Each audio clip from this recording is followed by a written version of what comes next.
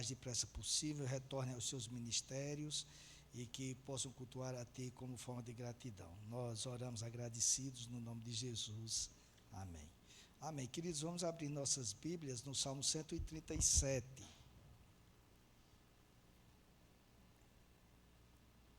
Salmo 137.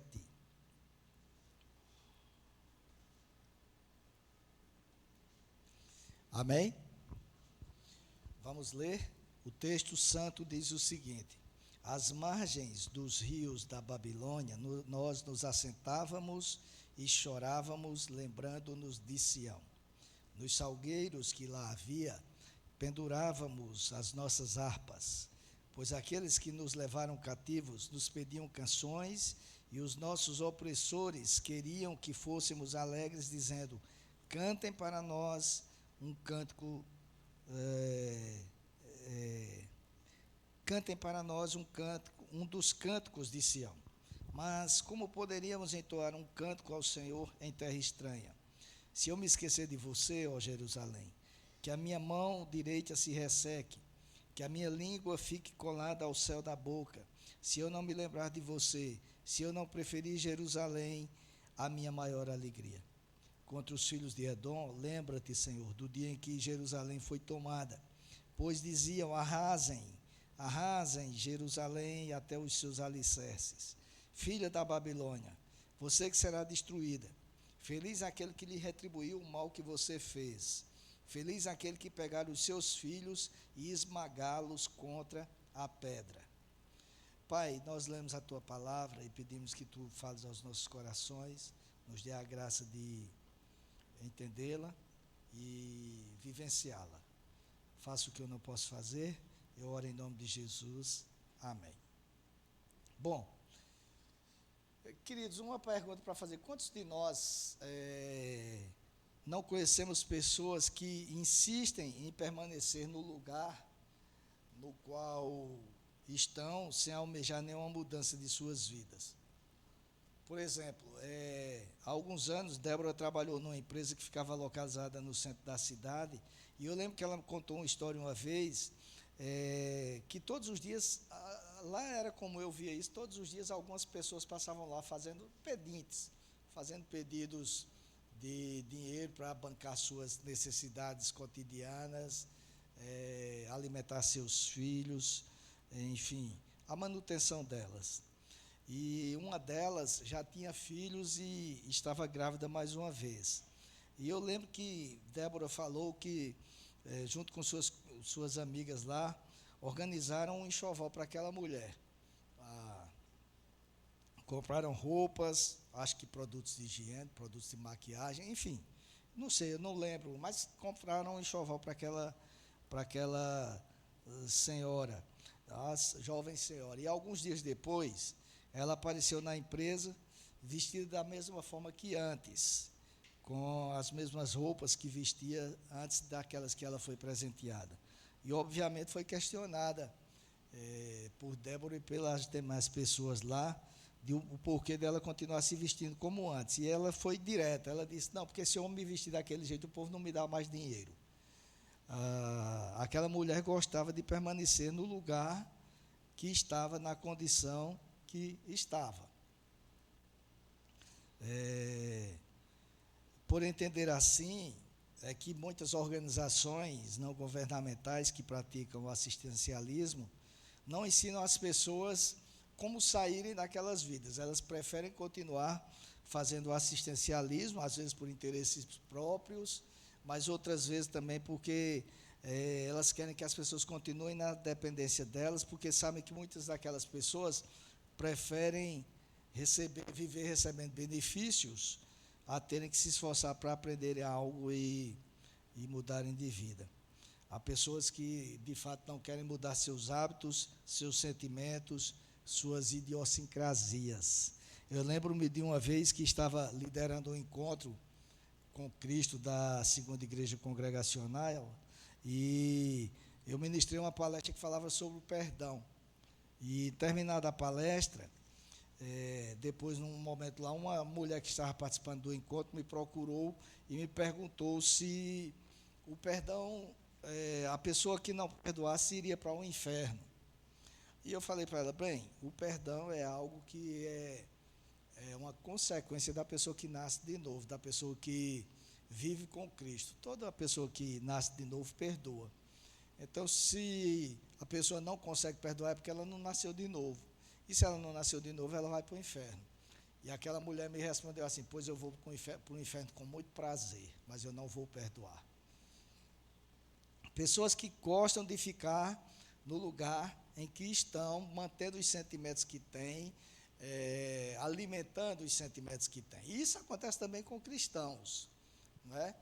Uma vez, já que eu falei em encontro de casais, uma vez estávamos participando de um encontro de casais no Caique ainda. Em frente ao Caique tinha uma panificadora que as pessoas, sempre que acabava o alimento no encontro, iam lá comprar no final de semana, no domingo, sobretudo. E eu lembro que, de repente, tinha um tumulto. Eu já contei essa história aqui uma outra vez. Tinha um tumulto lá na frente do portão do Caique, e a gente procurou saber o que era, e era todo mundo que estava no encontro revoltado. Porque tinha uma senhora lá, uma jovem senhora, que era amante de um dos maridos que estava fazendo o encontro com a esposa, e o povo estava com raiva daquela mulher. Ah, é fogo, meu, o diabo não tem jeito. Pô, a amante veio bater aqui atrás do marido, não sei o que, aquela coisa toda. Aquela prostituta, para não dizer outro nome, tá ali na frente. E era aquela coisa. E eu achei interessante que estava lá. Tinha o portão, desse portão, a mulher do lado de lá olhando para cá e o povo, os cantos do lado de cá olhando para ela. Todo mundo reclamando, né? Aí eu fui até o portão, pensei, eu vou. Pedi ao cara para abrir o portão. Aí, a essa altura ela tinha ficado sentada lá na panificadora. Eu fui até a panificadora, cheguei lá, saudei ela, perguntei se podia falar com ela. Ela disse, se for para me tratar como esse povo daí, pode ir embora. Eu disse, não, eu só quero conversar com a senhora. E eu passei mais ou menos 1 hora conversando com aquela mulher, ela contando os problemas dela, e eu me lembro que eu deveria ter pedido comissão à dona da padaria, porque ela nunca vendeu tanto naquele momento, que todo mundo ia lá comprar as coisas, para ver se ouviu que eu estava conversando com ela, né? E quando eu voltei, tinha muita gente com raiva de mim, porque eu tinha ido alimentar, eu tinha ido saudar, eu tinha ido conversar com aquela mulher, e muita gente, muito crente, ficou com raiva de mim. Pois bem, queridos, é assim que muitas vezes nós agimos, nós gostamos de guardar sentimentos, nós gostamos de ficar no lugar em que estamos. O texto que nós lemos no início relata um momento bem difícil vivido por Israel. O texto foi escrito após o retorno do exílio da Babilônia, algo que nenhum de nós gostaríamos de passar, algo muito pesaroso, muito difícil para a nação. Ela conhecia ao Deus vivo, mas em função de sua desobediência, havia sido vencida e capturada para o reino da Babilônia. E foi levada para o território lá, babilônico, e o exílio foi permitido por Deus, porque tratava-se do juízo para o seu povo, um povo desobediente, um povo que andou à revelia de Deus e por isso mesmo foi punido.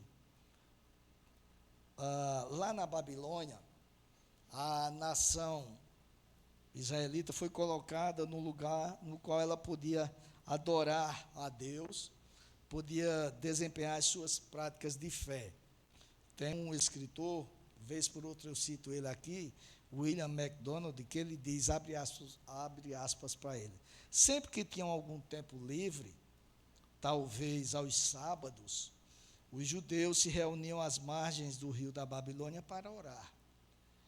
E as memórias voltavam com plena força, acompanhada de choro copioso. Lembravam-se de Sião, que para eles era o centro espiritual de toda a terra e de sua vida. Lembravam-se da alegria espiritual e da empolgação de estar em Jerusalém na época das santas convocações. Como cativos que estavam, não podiam mais subir a Jerusalém a fim de adorar, e os lugares sagrados haviam caído nas mãos impuras de pagãos incircuncisos. Ao olharem para os rios da Babilônia Eles viam-nos como retratos de seus próprios rios de lágrimas e angústia. Nas palavras de Jeremias, dos meus olhos se derramam torrentes de água por causa da destruição da filha do meu povo. Como está lá em Lamentações de Jeremias, capítulo 4, 3, verso 48, fecha aspas.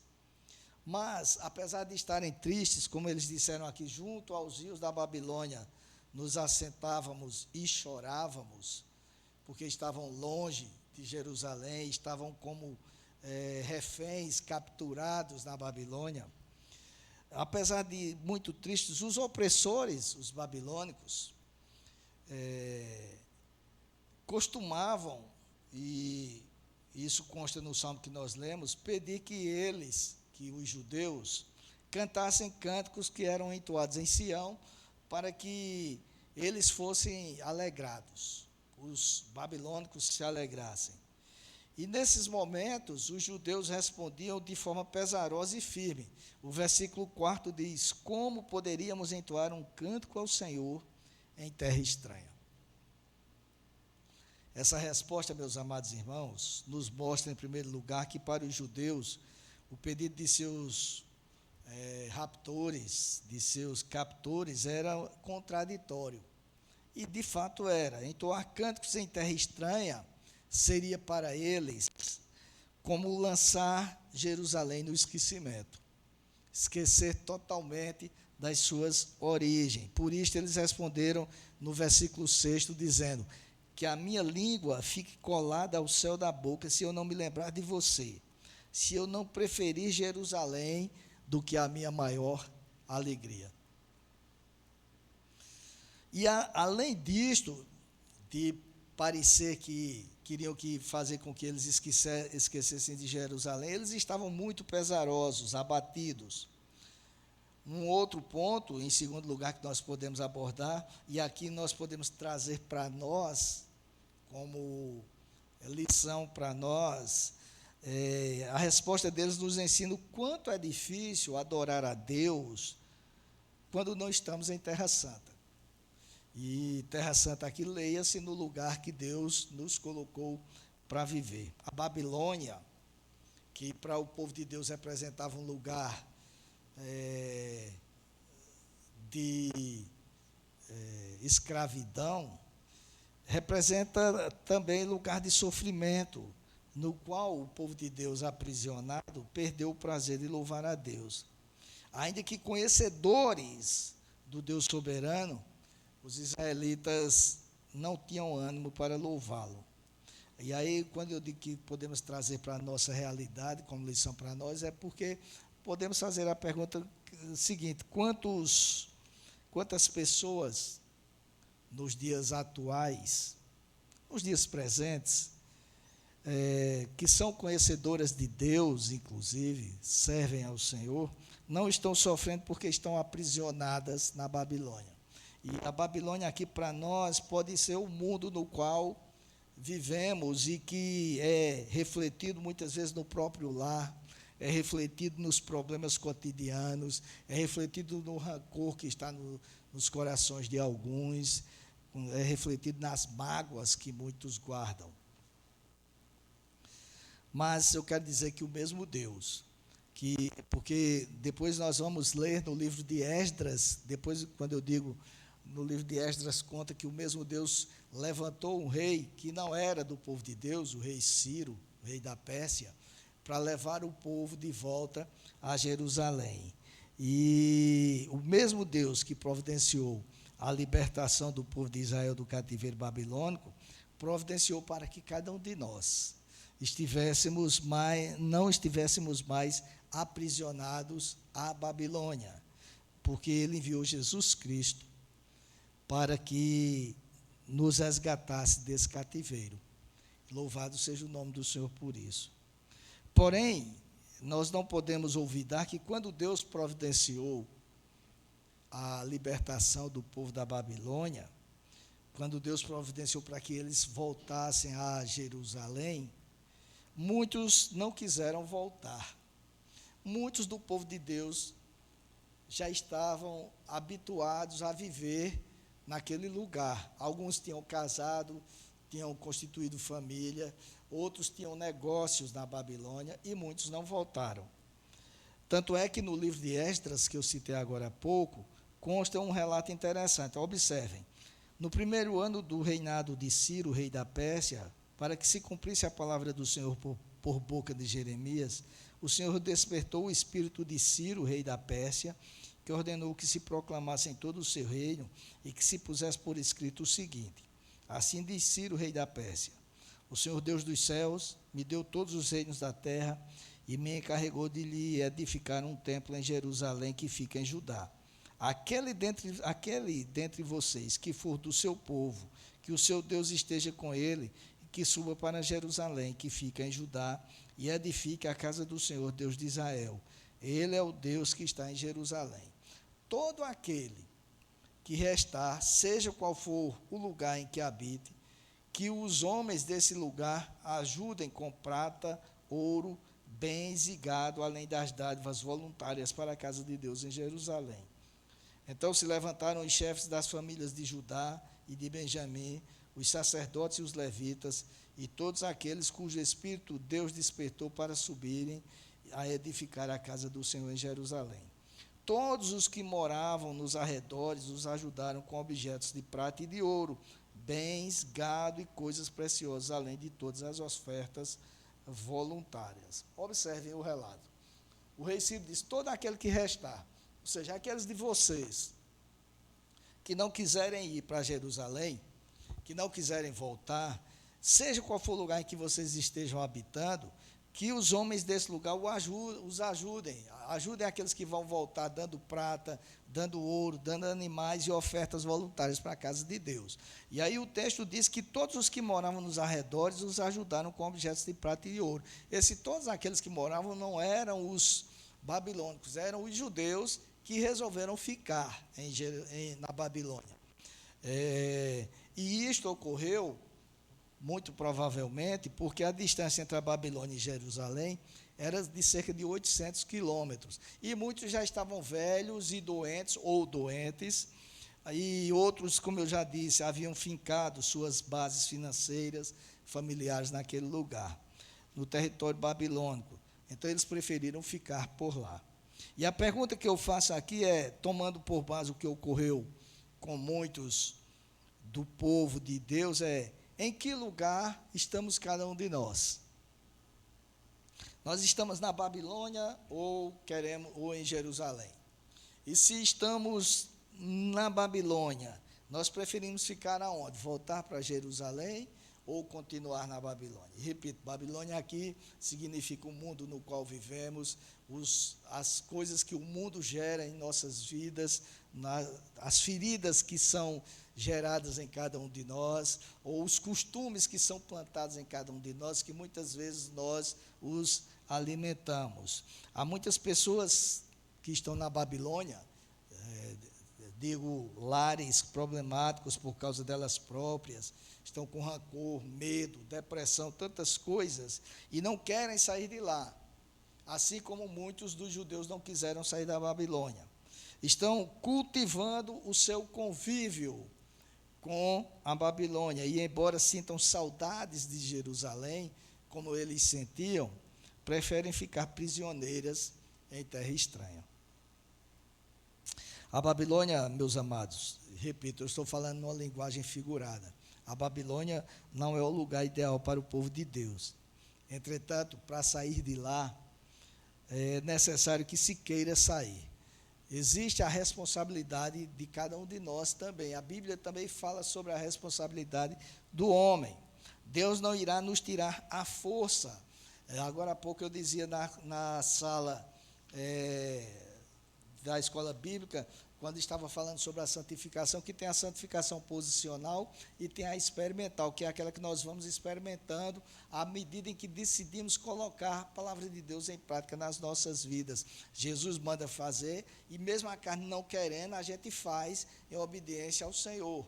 Isso é a santificação experimental, que vamos sendo trabalhados trabalhados. E aí Deus não nos tira a força disso, e não irá nos tirar a força. Embora Ele deseje que nós não passemos por isto, Ele não irá interferir em nossas vidas, neste caso, porque isso depende de cada cristão. A mudança de vida, a santificação, o experimentar, o crescimento espiritual depende de cada um de nós. Por isso, a saída de lá, da Babilônia, está assim ao nosso alcance. Temos o Evangelho de Jesus, e o libertador já veio e fez a sua parte, como eu já disse agora há pouco. Mas nós é que precisamos colocar nossos pés no caminho e marchar rumo a Jerusalém, rumo à vida que Deus tem para cada um de nós. Nós devemos ter vontade, devemos desejar livrar-nos da Babilônia, que nos atormenta, e para isso devemos recorrer ao Deus Todo-Poderoso, claro, para que Ele nos ajude, porque a Bíblia diz em 1 Pedro 5,7, lançai sobre Ele toda a vossa ansiedade, porque Ele tem cuidado de vós. Nós não devemos esperar chegar o caos, não devemos nos tornar dependentes de situações não recomendáveis, ao ponto de não podermos sair mais delas, como muitos daqueles judeus não puderam sair. Devemos tomar uma decisão que nos devolva o prazer de louvar a Deus. Devemos tomar uma decisão que nos devolva o prazer de cultuar a Ele, de estar na presença dEle, porque não podemos continuar no marasmo, escravizados pelas mágoas, pelo rancor, pelo medo, pelo materialismo, por tantas outras coisas que este mundo nos propicia. Nós precisamos mudar esse quadro. E quem assinou o decreto para os babilônicos, para os judeus saírem da Babilônia, foi Ciro. E quem assinou o decreto para que nós saiamos, retornemos ao lugar de onde nunca deveríamos ter saído, foi o Senhor Jesus, quando derramou seu sangue na cruz do Calvário, por cada um de nós. O caminho para Jerusalém foi pavimentado e está à disposição daqueles que desejarem voltar. E eu não estou falando nem de desvio de conduta, não estou falando de desvio da fé, mas estou falando de ações que muitas vezes não agradam a Deus e nos fazem pesarosos, como estava o povo na Babilônia. Cabe a cada um de nós colocar os pés nesse caminho que leva a Deus e seguir em frente, sem olhar para trás, sem desejar ficar, porque o que nos espera é muito superior àquilo que nós pensamos. E Jesus foi bem claro ao afirmar isso, quando em João 10,10 diz que veio para que tivéssemos vida, e vida em abundância. Isto significa felicidade, progresso, saúde física e emocional, sanidade e santidade, certeza da vida eterna. Mas aí você há de me perguntar, tudo bem, mas se é assim, por que o salmista, que já estava livre da Babilônia, já tinha passado por tudo aquilo, por que ele então fez uma oração imprecatória nos versículos 7, 8 e 9? Uma dúvida razoável. Aliás, vamos ler de novo os versos 7, 8 e 9, que diz o seguinte: contra os filhos de Edom, lembra-te, Senhor, do dia em que Jerusalém foi tomada, pois diziam, arrasem Jerusalém até os seus alicerces. Filha da Babilônia, você que será destruída, feliz aquele que lhe retribuiu o mal que você nos fez, feliz aquele que pegar os seus filhos e esmagá-los contra a pedra. Então você vai dizer, bom, se o salmista fez isso, eu também vou fazer uma oração para os meus inimigos assim. Senhor, não precisa esmagar os filhos dele nas pedras, não, mas retribua a eles.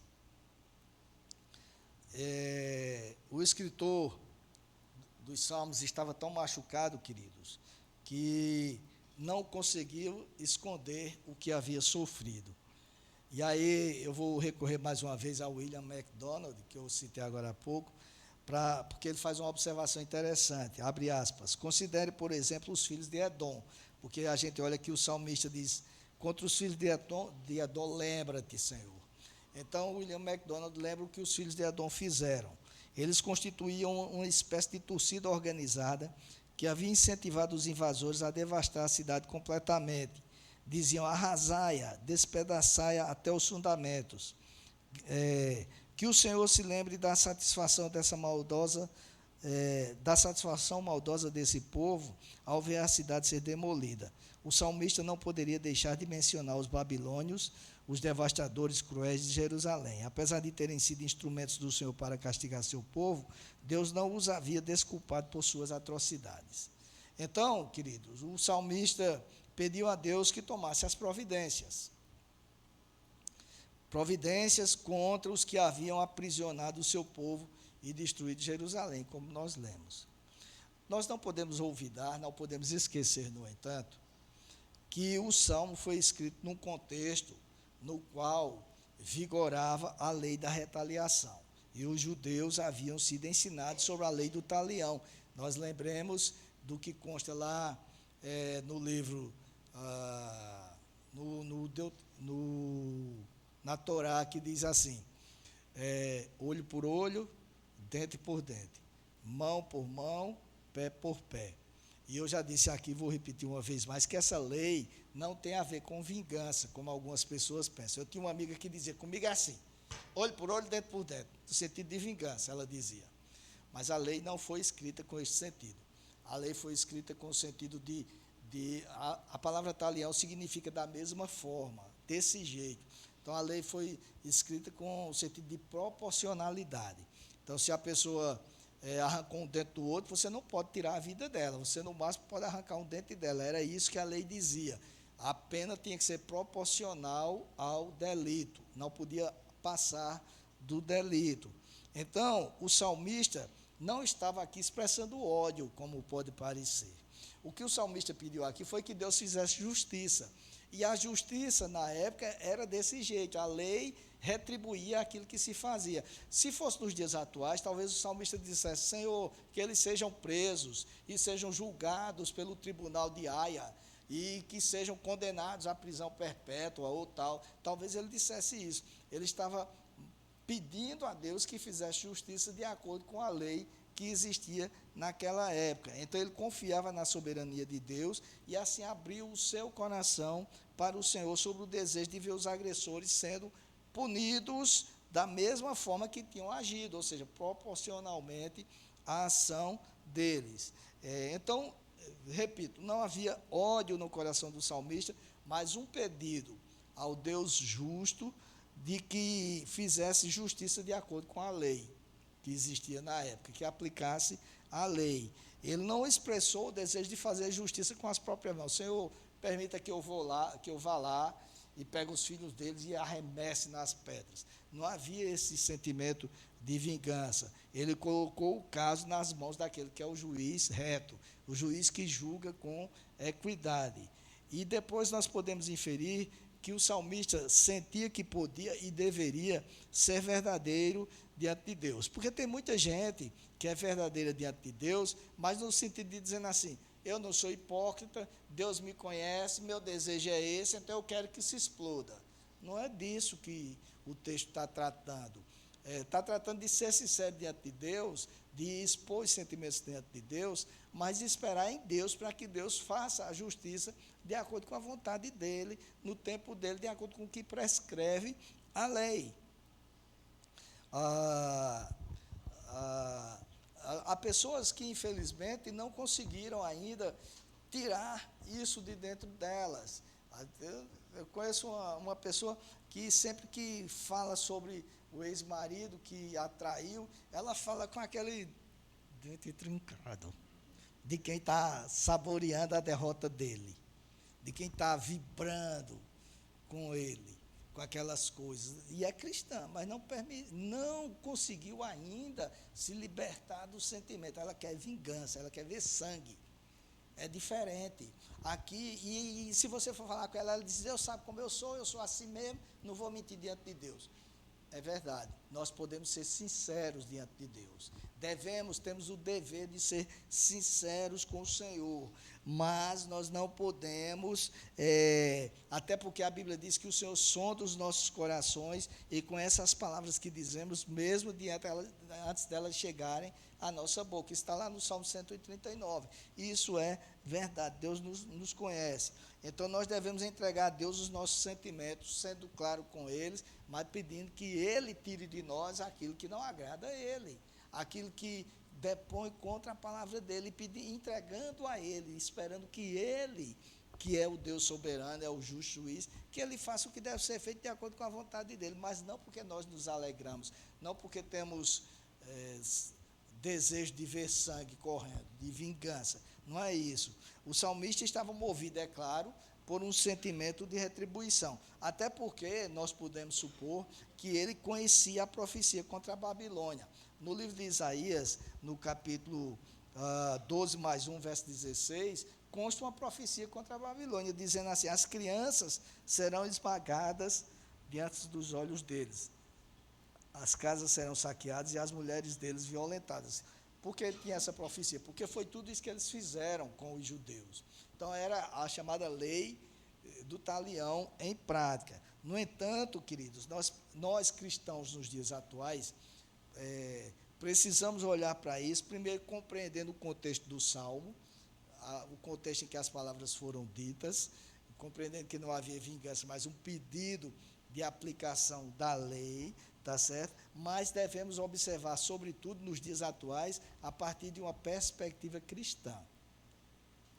A perspectiva deve ser sempre cristã. O Novo Testamento nos apresenta Jesus Cristo, que é o nosso Senhor, nos apresenta como o ápice da revelação divina, como aquele que veio, como eu falava agora há pouco, lá na sala, veio na plenitude dos tempos. Aliás, o apóstolo Paulo, quando escreveu aos Gálatas, no capítulo 4, disse isso: quando chegou a plenitude do tempo, Deus enviou o seu Filho, nascido de mulher, nascido sob a lei, para resgatar os que estavam sob a lei, a fim de que recebêssemos a adoção de filhos.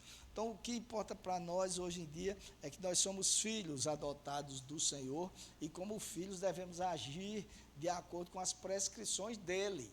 Então, nós devemos olhar sempre por uma perspectiva cristã. Nós devemos interpretar as palavras do salmista à luz dos ensinamentos de Cristo. E ele nos ensinou o quê? A perdoar os nossos inimigos e orar pelos que nos perseguem. É uma perspectiva totalmente diferente. Como eu dizia agora há pouco na sala, e acabou coincidindo aqui os assuntos, alguns assuntos, mas quando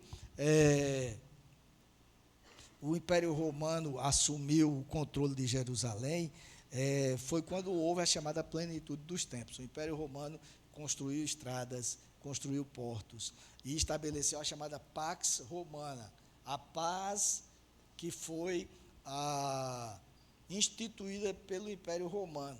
Antes deles, as pessoas, quando viajavam, eram roubadas, os assaltantes ficavam à espreita nas beiras ao longo do caminho para assaltar os viajantes. Os navios eram constantemente abordados por piratas que pilhavam os navios. Quando os romanos assumiram, isto não ocorria. Então as pessoas podiam viajar em paz. E aí veio Cristo. E Cristo ensinou aos seus discípulos. E depois que Cristo morreu e ressuscitou e subiu aos céus, os discípulos saíram viajando, podendo pregar a palavra. O Império Romano era mais ou menos o que existe hoje em toda a Europa, ali. E aí eles viajaram para todos os lugares, pregando a palavra de Deus, e ela foi sendo disseminada até chegar em nós, até chegar nos que vão ser alcançados ainda, porque a palavra de Deus foi sendo disseminada. Então, nós aprendemos que, sob a perspectiva cristã,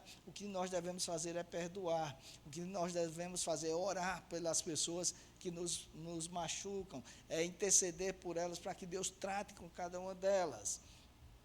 nós podemos concluir que expressar nossos sentimentos ao Deus soberano é apropriado, até porque Ele nos conhece e sabe que nós somos pecadores. Nós devemos ser sinceros com Ele, sim. O que não é apropriado é colocar nossos sentimentos em prática, como o sentimento de vingança, como o sentimento de torcer pelo mal do outro. Isso não é apropriado. Não devemos alimentá-los, porque isso significa falta de perdão. O salmista não expressou o sentimento de vingança, repito, mas sentimento de justiça. E justiça, no contexto dele, estava baseada na retaliação. E isso é bom que fique bem claro para nós. Foi por esta razão que ele clamou ao Senhor que agisse de acordo com a lei da sua época. Querer que haja justiça não é pecado. Nunca foi pecado. Tá certo? Pecado é alimentar sentimentos de ódio. Pecado é alimentar sentimentos de vingança. E isto não se coaduna com os ensinos de Cristo, e é com base nestes ensinamentos que nós devemos agir, nós devemos viver.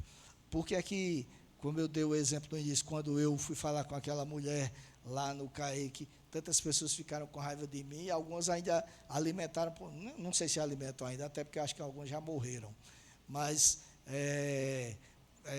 por que alimentaram? Porque elas não conseguiram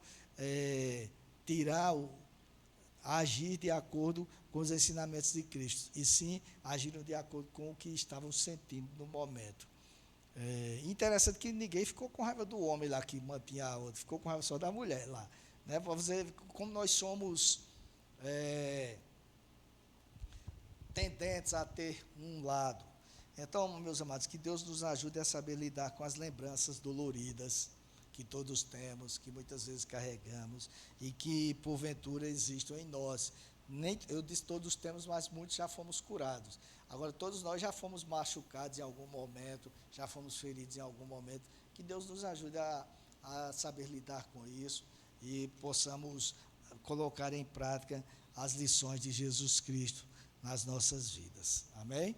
Vamos orar? Pai, mais uma vez eu quero pedir misericórdia a Ti, porque sem a Tua misericórdia nas nossas vidas, nós ficamos presos aos nossos sentimentos, às nossas debilidades espirituais, e queremos agir, ou queremos que Tu ajas de acordo com a nossa vontade, o que não é possível. Sabemos que devemos ser sinceros contigo, mas devemos, sobretudo, orar para que Tu trate cada um de nós e trate aqueles que nos feriram um dia, que eles possam ver que o Senhor que atuou nas nossas vidas pode atuar na vida deles e pode fazê-los cada vez mais dependentes de Ti, fulcrados na Tua palavra. Ajuda-nos, pois, nós oramos assim no nome de Jesus. Amém.